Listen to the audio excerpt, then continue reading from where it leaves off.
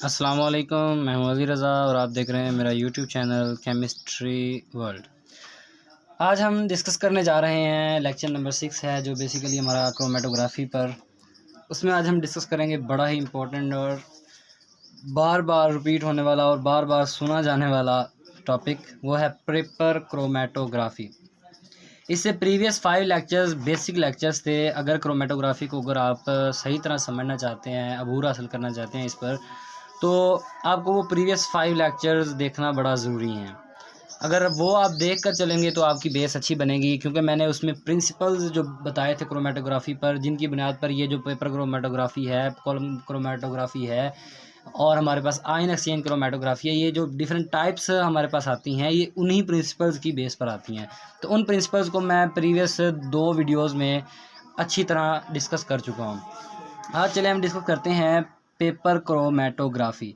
First of all अगर हम paper chromatography की बात करते हैं तो ये प्रिंसिपल क्रोमेटोग्राफी जो हमारे पास थी, ये उसमें से हमारे पास है पार्टीशन। ठीक है, क्रोमेटोग्राफी का वो प्रिंसिपल जो कि पार्टीशन पर डिपेंडेंट है या बेस है, उसमें से ये उसकी टाइप है पार्टीशन क्रोमेटोग्राफी की ये एक टाइप है। पार्टीशन क्रोमेटोग्राफी की ये एक टाइप है। अच्छा, पार्टीशन क्रोमेटोग्राफी की ये एक टाइप है, तो इसमें जो मैंने आपको बताया था कि पार्टीशन क्रोमेटोग्राफी होती है, उसमें हमारे पास 2 फेजेज़ होते हैं। ठीक है, ये तो सभी में 2 फेजेज़ होंगे, एक होगा स्टेशनरी फेज़ और एक होगा मोबाइल फेज़। अच्छा, मोबाइल फेज़ हमारे पास इसमें कौन कौन से हो सकते थे, वो भी 2 थे। एक हमारे पास लिक्विड हो सकता है, ठीक है, एक हमारे पास गैस हो सकता है।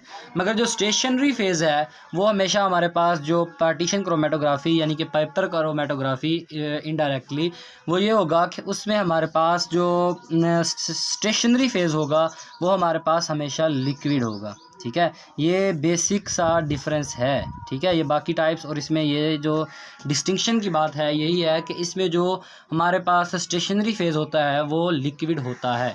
इसके बाद एक और चीज़ जो हम डिस्कस करेंगे वो है कि इसमें हम एक पेपर यूज़ करते हैं, जो कि आपको नाम से पता चल रहा है कि पेपर क्रोमेटोग्राफी है, तो एक पेपर है जो हमें सेपरेशन देता है।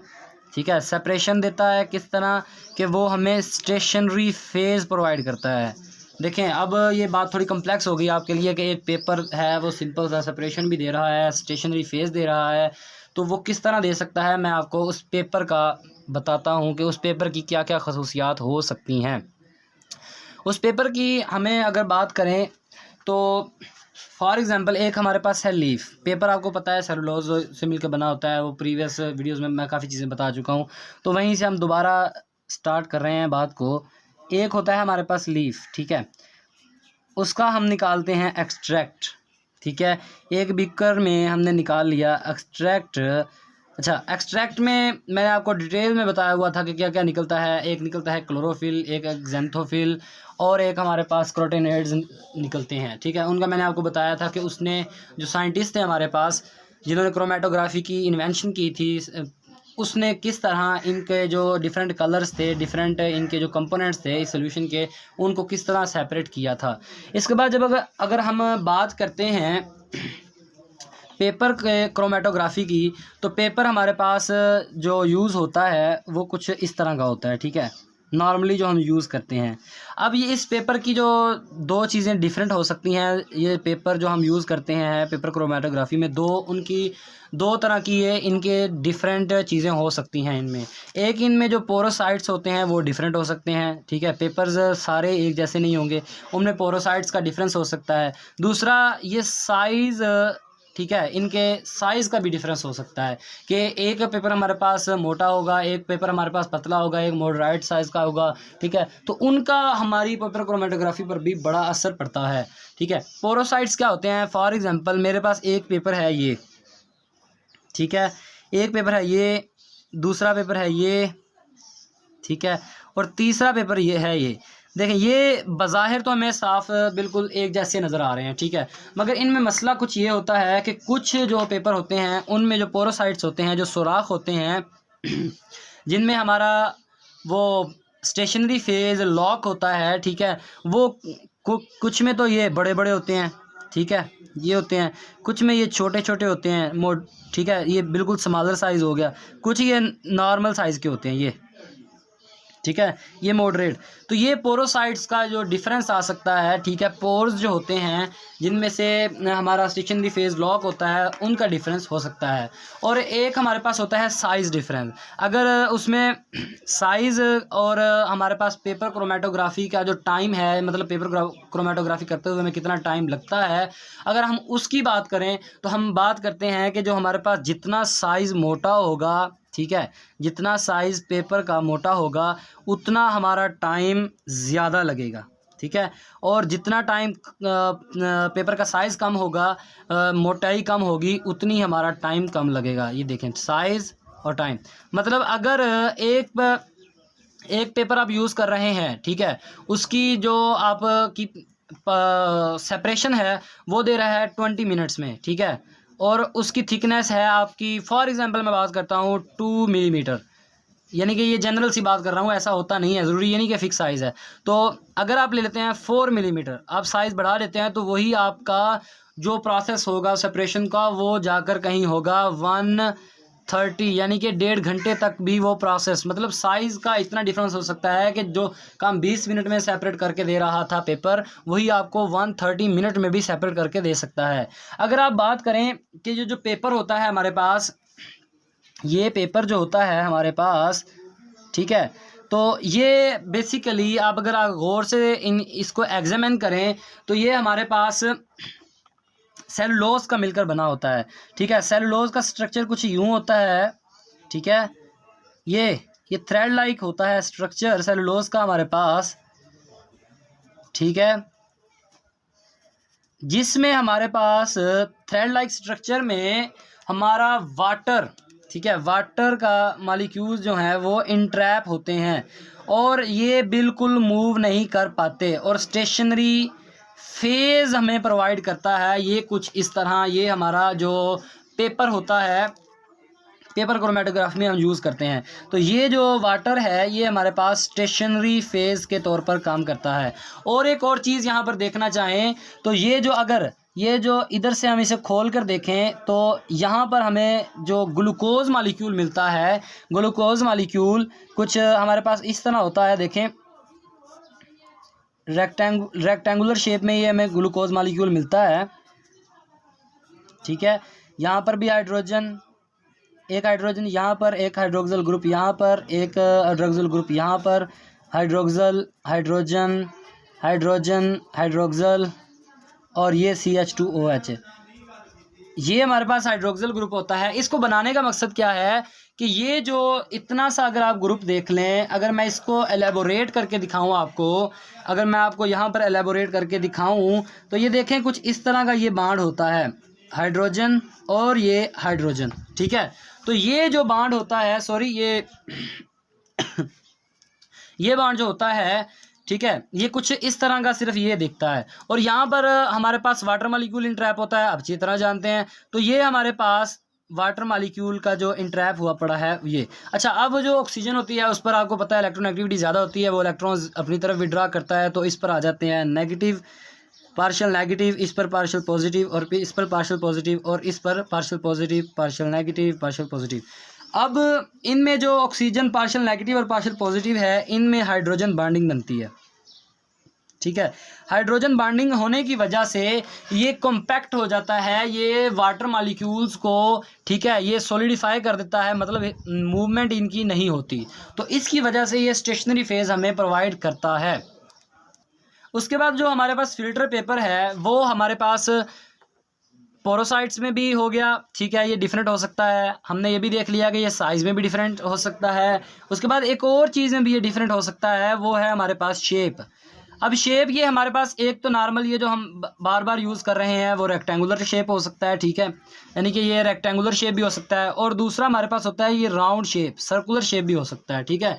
तो ये जो दो स्ट्रक्चर्स हैं जो हम यूज़ करते हैं मोस्टली पेपर क्रोमेटोग्राफी में पेपर के, इन्हें हम क्या कहते हैं, वाट्समैन्स फिल्टर पेपर, ठीक है, इसे हम क्या कहते हैं, वाट्समैन्स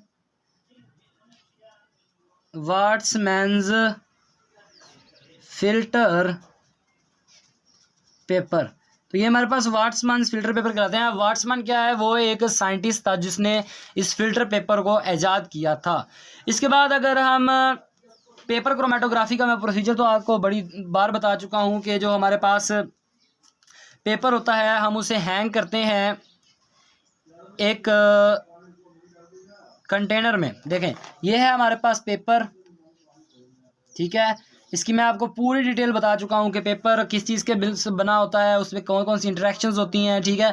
वो पोरोसाइड्स, उसका डिफरेंस किस तरह हो सकता है, फिर आपको मैंने बताया साइज़, फिर मैंने उसकी शेप का बताया, ठीक है। ये आपकी सारा ये मेथड्स किसमें थे कि आपने how to choose a paper, मतलब पेपर किस तरह पसंद करना है अपनी पेपर क्रोमेटोग्राफिकली, कौन कौन सी चीज़ों को अपने जहन में रखना है, ठीक है। इसके बाद ये मैंने आपको बताया कि ये हमारे पास पेपर है, हम इसे हैंग करते हैं, ठीक है। हैंग करते हैं, हैंग करने के बाद इसे हम किस में हैंग कर रहे हैं, एक कंटेनर में, ठीक है।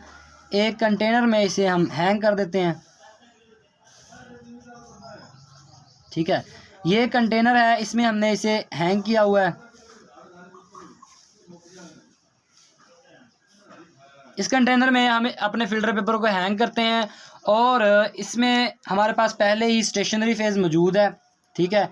और हम इसमें नीचे जो इसका बॉटम है स्टेशनरी फेज इस पेपर में, तो उसको हम ये फिल कर देते हैं अपने मोबाइल फेज से। मोबाइल फेज से जब फिल करते हैं तो वो आपको पता है मोबाइल फेस जो होता है उसकी एक खसूसियत है कि वो ऊपर को मूव करता है। यहाँ पर जो डॉट है ये कंपोनेंट ज़ाहिर कर रहा है कि हमने जो कंपोनेंट सेपरेट करना है वो किस तरह। अब जब ये मोबाइल फेज़ ऊपर को मूव करेगा, ठीक है, तो ये स्टेशनरी फेज़ में जो कंपोनेंट है वो उसमें उसका इंटरेक्शन स्टेशनरी फेज़ के कंपोनेंट से करवाएगा, ठीक है। स्टेशनरी फेज़ से करवाएगा उन कंपोनेंट्स का, तो हमारे पास जो सेपरेट आउट हो जाएंगे कंपोनेंट्स। तो ये हमने सिंपल सा देखा कि पेपर क्रोमेटोग्राफी क्या होती है, कि ये भी एक पार्टीशन क्रोमेटोग्राफी की टाइप है, ठीक है। पार्टीशन क्रोमेटोग्राफी की टाइप है। फिर इसमें जो आपको बेसिक डिफरेंस याद रखना है वो स्टेशनरी फेज इसमें लिक्विड होता है, मेल्टिंग मोबाइल फेज जो होता है वो लिक्विड और गैस भी हो सकता है, इसमें स्टेशनरी फेज लिक्विड होगा। फिर पेपर का मैंने बताया कि पेपर सेपरेशन देता है वो स्टेशनरी फेज देता है। फिर मैंने बताया कि आपको कि जो हम पेपर होता है अगर हम उसका लीफ का एक्सट्रैक्ट लें तो हम उसको पेपर क्रोमेटोग्राफी के ज़रिए हम उसके जो डिफरेंट कंपोनेंट्स हैं जैसे क्लोरोफिल हो गया, ज़ैंथोफिल हो गया और कैरोटीनॉइड्स हो गए, उनको हम उनकी कलर बैंड्स की बिना पर सेपरेट कर सकते हैं। फिर मैंने आपको पेपर जो चूज़ करना है आपने उसकी खसूसियात बताई कि आप पेपर को किस तरह एक अच्छा पेपर चूज़ कर सकते हैं। उसमें मैंने आपको बताया पोरोसाइड डिफरेंस देखना है आपने, फिर साइज़ देखना है कि साइज़ किसका ज़्यादा कम है, ठीक है। प्योर, हाँ एक और चीज़ भी डिफरेंट हो सकती है कि प्योरिटी लेवल हाई होना चाहिए। प्योरिटी लेवल किस तरह आप चेक कर सकते हैं कि उसमें जो सेलुलोज कंटेंट है वो ज़्यादा होना चाहिए, मतलब 100% होना चाहिए।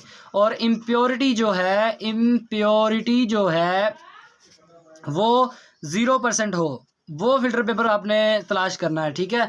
उसके बाद आपने शेप देखनी है, आप रेक्टेंगुलर यूज़ करना चाहते हैं या सर्कुलर यूज़ करना चाहते हैं, इसमें आपको कोई फ़र्क नहीं पड़ता।